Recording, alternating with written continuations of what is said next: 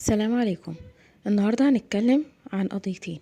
الأولى وهو الليسي، وليه مراته طلعت قبل أي حد وقالت إن جوزها توفى مع إنه لسه عايش ولسه موجود في المستشفى في المنيا. ليه طلعت وفولت عليه ولبست أسود وقعدت تعيط؟ فعلا هي عايزة تكسب ريتش، ولا هي هنا بتنبه لحاجة جديدة ناوية تعملها؟ هنشوف التفاصيل مع بعض. كمان هنتكلم عن ضابط او شخص انتحل شخصية ضابط وخطف بنت وعزم صاحبه عليها. عارفين هنشوف القضيتين مع بعض، بس في الاول صلوا على النبي. طبعا اهلا بكم في فيديو جديد من قناتكم ترند اليوم.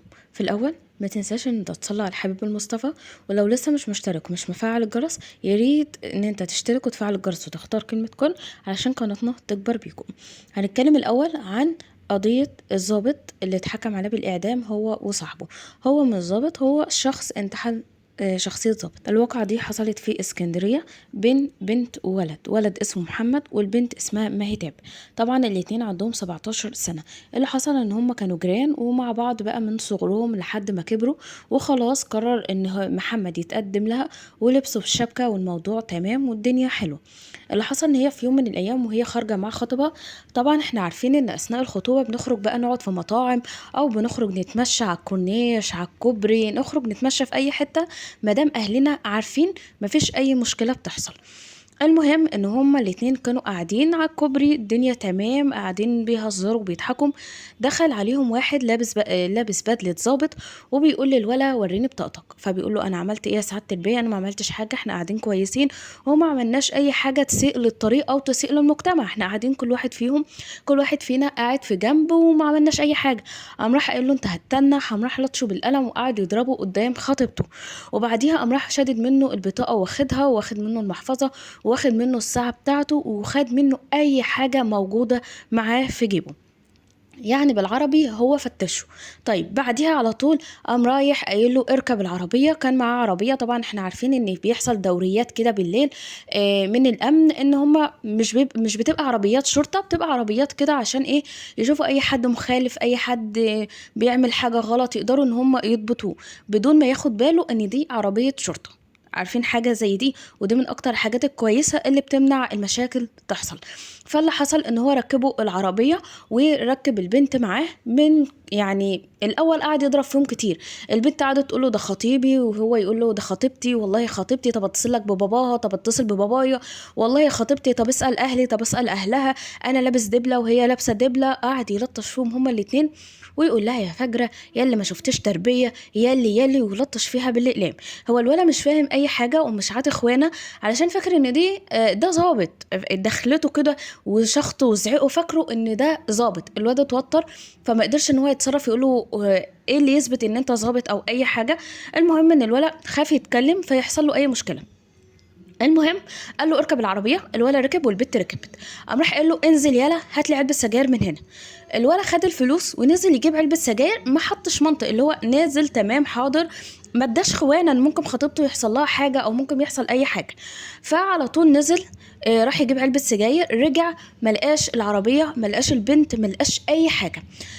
كل اللي عمله طلع على اقرب نقطه وعمل بلاغ هناك. ظابط ضربني وضرب خطيبتي وقال لي انزل هات سجاير، وخد كل حاجه معايا، خد موبايلي وخد حاجتي وخد منها هي كمان موبايلاتها وحاجتها، عشان ما حدش فينا يعرف يكلم اهالي او نعرف انا وهي نتواصل. يعني هي لو معاها موبايلها وانا معايا موبايلي ورجعت ما لقيتش العربيه، هتصل بيها اقول لها انت فين، رحتوا فين، مشيتوا فين، الكلام ده كله عشان حتى الحقها.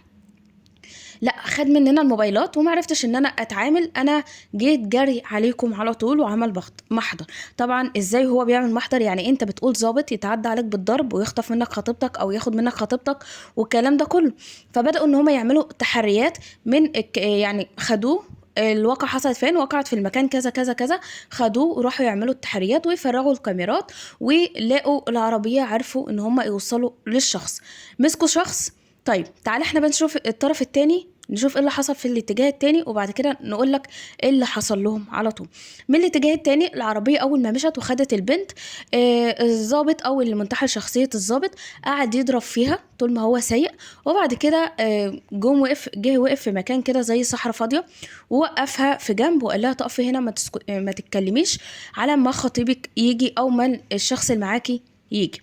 المهم ان هو راح بعيد عنها واتكلم شويه في التليفون وقال له تعالى انا مسكت صيده حلوه قوي، تعالى هتعجبك. وبالفعل صاحبه ما كدبش خبر ووصف له المكان وجاله في المكان اللي موقف البنت فيه.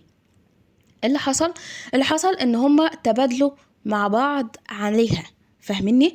تم الاعتداء عليها منهم هما الاتنين، كل واحد مدته نص ساعة، وبعد ما خلصوا رميها. طب ازاي والعربية كانت واقفة فين والكلام ده كله؟ كان في واحد بيسوق وواحد ورا وياه، وبعد كده خلاص التاني قدام والتالت والتاني يرجع ورا، فاهميني؟ بيتبادلوا مع بعض. اللي حصل ان البنت بنت، هي بنت فعلا مش شمال زي ما هم كانوا فاكرين. المهم ان هم ما فكروش في حاجه زي ديت، خلاص الدنيا تمام. طيب من الاتجاه التاني هم رموا البنت في الشارع، هدومها متقطعه غرقانه في دمها، الوضع مش كويس خالص. المهم ان هما كلموا الشرطة وقالوا لاقيين بنت وضعها 1 2 3. الشرطة ما كتبتش خبر وراحوا اخدوا البنت، والبنت وضعها كان سيء جدا. دخلت المستشفى. اول ما دخلت المستشفى طبعا البنت انهارت اكتر ما هي كانت منهارة. طبعا من الاتجاه التاني جم يدوروا على مين دي وايه اللي جابها في المنطقة ديت وبتعمل ايه وايه اللي عمل فيها كده ومين اللي اتعدى عليها. ومن الاتجاه التاني ان المكان اللي الشاب خطيبها عمل فيه بلاغ، المكان ده كان بيدور على الكاميرات، بيفرغ الكاميرات، قدروا يوصلوا للعربية، قدروا يوصلوا لواحد اللي صاحبه اتصل بيه، يعني مش اللي جه خدهم، لا، صاحبه اللي قال له تعالى انا مسكت صيدة حلوة. اللي حصل ان هو اول ما اتمسك مع اول قلمين الولد اعترف بصاحبه مين وايه اللي حصل. واثناء التحقيق معاهم والضغط عليهم اكتشفنا ان هو الولد متعود على حاجة زي دي، متعود ان هو كل يوم ينزل يعني ينتحل شخصية ضابط او شخص مهم في الامن ويخطف بنات. طبعا في بنات يعني بيحصل لهم كده ويسكتوا لانهم بيبقوا خارجين مع اولاد من ورا اهاليهم، اللي تقول لمامتها انا رايحه درس، اللي تقول لمامتها انا رايحه في حته، وبيحصل لها حاجه زي دي وما بتقدرش ان هي تتكلم ساعتها عشان مش قادره تاخد موقف او مش قادره ان هي تواجه اهاليها. انما البنت دي قادره ان هي تواجه اهلها لانها هي مشت صح من البدايه، هي مخطوبه، هي خارجه مع خطيبها مش خارجه مع صاحبها او اي حاجه. المهم ان الولد اعترف على صاحبه واعترف على القواضي اللي عملوهم. قال لك كنا بنعمل كده مع ستات متجوزه، مع ارامل، مع مش عارفه مين. المهم ان احنا كل شويه نعمل الطلعه دي، يمكن كل يوم بالليل نطلع طلعه نجيب واحده تمام نرميها نروح الدنيا تمام. اتعودوا على حاجه زي دي، عشان كده من كتر ما هم اتعودوا ما جاش في بالهم في يوم من الايام انه ممكن يتكشفوا او حاجه من اللي بيعملوها او طلعه من اللي بيطلعوها ديت تجيب اجلهم. وده اللي حصل فعلا لما صاحبه اعترف عليه، والاتنين اتجابوا بالضغط عليهم قدروا ان هم يعترفوا على اكتر من واقعة عملوها، فكانت النتيجة بالاعدام. اخدوا اعدام، وده اقل حاجة ممكن يحصل له. يعني ما رحموش البنت ان هي فعلا مع خطيبها او ان هي فعلا بنت، يعني مثلا اقول لك ان هي ما لقوهاش مش بنت فرحموها ورحموا براءتها والكلام ده كله، لا، هما ما جاش في بالهم اي حاجة غير ان هما يعملوا الشيء ده او يعملوا الحاجة دي. اي خلاها تنفعهم. لو في عقوبة اكتر من الاعدام انا اناشد بيها، لو في عقوبة اكتر من الاعدام انا بطالب بيها. يعني لو ينفع يتعدم مليون مرة هما الاتنين يتعدموا قصاد بعض كده، يتقطعوا حتت وبعدين يتعدموا، انا اطالب بحاجة زي دي اللي يكونوا عبرة لمن لا يعتبر ومن اللي فاكر نفسه ان مفيش قانون ومفيش امان وان هو يعمل اللي هو عايزه. طيب حبايبي تعالوا ندخل على تاني حاجة معانا وهي الليسي. طبعا احنا عارفين ان الترند اليومين دول على الليسي بسبب الحادثة البشعة اللي هو عملها، وان هو كانوا بيدوروا له على عناية مركزة، وان هو في الانعاش دلوقتي، ان هو حالته صعبة، عنده كسر في الجمجمة، عنده نزيف داخلي في المخ، والحالة صعبة جدا جدا جدا. بس كنا شفنا من الاتجاه التاني ان هو كان اخر حاجة عملها عامل حفلة لمراته وكان بيصارحها فيه، وكان جايب لها الماظ ومع الايفون ومع الفساتين والدريسات والذهب اللي كان جاي لها منه في الحفلة بتاعة عيد ميلادها اللي هي كانت من يومين. كانت حفلة ترند برضو وكانت مسمعة في الدنيا. اللي حصل ان لما هي مراته انفصلت عنه طلعت ودعت عليه على الملأ، تمام، وقالت له ما تشوفش يوم عدل وما تشوفش راحة والكلام ده كله. ولما تصالحوا دعواتها استجابت، دعواتها اللي هي دعتها. عشان كده دايما بنقول بلاش ان احنا ندعي على، يعني ربك قال لا تدعوا على اموالكم ولا اولادكم ولا على انفسكم، يعني ما تدعيش على مالك وعلى عيالك ولا حتى على نفسك، ما ينفعش تدعي على الثلاثه دول. لان احنا نفتكر كده مسلسل لعبلة كامل لما كانت متضايق من بنتها تقول لها دعوه تسيب ودعوه تخيب يا هبله، دعوة تصيب ودعوة تخيب يا خايبة، أنا خايفة أدعى عليك الدعوة تصيب مش هتستفادي حاجة. دي الجملة اللي كانت دايما بتقولها. فأنا من يوم ما شفتها وأنا واخداها مثل في حياتي، لا ده على نفسي ولا على عيالي ولا على أولادي. اللي حصل إن هي لما فضلت تدعي ربك استجاب منها وعاقبها، عاقبها إن هو ما استجابش لدعاها وهي زعلانة منه أو هي بعيدة عنه، لا ده رجعهم لبعض وخلى الحياة ما بينهم حلوة. وبعديها عاقبها بالدعاء اللي هي دعته، لانها كانت بتدعي عليه كتير جدا جدا جدا في اللايفات بتاعتها. مش بس كده، ده كمان الناس بتقول ان ده حسد، وان هي اتحسدت او ان هو اتحسد بسبب الالماظ والذهب والتليفونات اللي كان جايبها لها. فدي كانت النتيجة الحادثة اللي هو اتعرض لها، حادثة بشعة جدا. لانه بيقولك العين لما بتصيب بتجيب كل حاجة على الارض.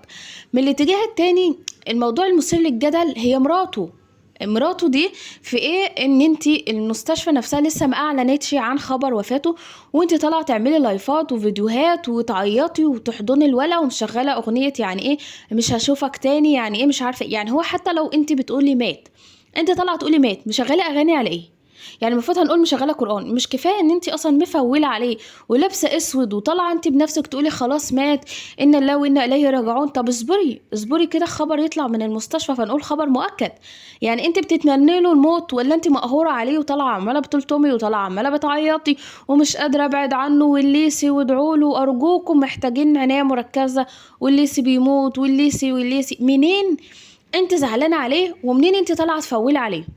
نجيلك بقى للطرف الثالث اللي بيقول ان هي بتعمل كده لانها هتبيعه اعضاء، يعني هي هتستغل ان هو دلوقتي ما بين الحياة والموت، هو دلوقتي يعني قلبه حي بس هو في غيبوبة. عارفين انتوا الغيبوبة اللي بتطول دي نتيجة صدمات وحدثات والجو ده اللي بتقعد شهر 2 3 4، هي ده حالة الليسي في غيبوبة مطولة بس حي، فاهمين؟ قاعد على أجهزة والموضوع تمام. جالها قلب ان هي تصور، بتعيد موضوع تاني. لاعب الكرة لما مراته صورته وهو بيحتضن، ده بيتعاد اكشن تاني مرة. دلوقتي احنا طلعنا قلنا لها انت ازاي تصوري جوزك في الموقف زي ده وجوزك بيحتضن والواحد ما بيبقاش قادر يتملك اعصابه؟ قالت لك اصل بوثق اللحظه وعشان يبقى له معايا فيديوهات كتير لما يوحشني. يعني لما يوحشك هتتفرج عليه وهو بيحتضن بدل ما انت كنت في حياته تجمعي فيديوهات حلوه وبتهزروا وبتضحكوا والكلام ده كله، والفيديوهات الكتيره اللي ما بينكم مش هتفرق معاك، والفيديو ان وهو بيحتضن هو ده اللي هيفرق معاك، هو ده اللي هيرجعك للحياه تاني، هيحسسك ان هو موجود جنبك مش بعيد عنك. نفس الحكايه اللي مرات الليسي بتعمله.